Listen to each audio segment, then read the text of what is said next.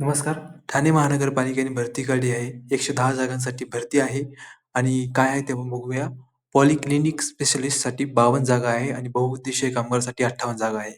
पद क्रमांक 1 जे आहे पॉलिक्लिनिकल त्यासाठी आहे एम-डी, एम-एस आणि डी-एन-बी हे जे कोणतीही असेल तुमचे पद तुम्ही त्याच्यात फॉर्म भरू शकता आणि 12वी उत्तीर्ण असाल तर सेकंड 2 नंबरचं पद आहे त्यासाठी तुम्ही फॉर्म भरू शकता किंवा पॅरामेडिकल बेसिसवर सुद्धा तुम्ही 2 नंबरच्या पदासाठी फॉर्म भरू शकता बहुउद्देशीय कामगारासाठी. आता पद क्रमांक 1 साठी काही वयाची अट नाहीये आणि काही फी पण नाहीये. पण पद क्रमांक 2 साठी 18 वर्ष वयाची अट आहे आणि ₹700 फी आहे. तर तुम्हाला इथे मुलाखतीचं ठिकाण कोणतं आहे ते दिलेलं आहे. तुम्ही थेट मुलाखत देऊ शकता 12 मार्चपर्यंत पहिल्या नंबरच्या पदासाठी आणि अर्ज तुम्ही सादर करू शकता पद क्रमांक 2 साठी 21 मार्च 2025 पर्यंत.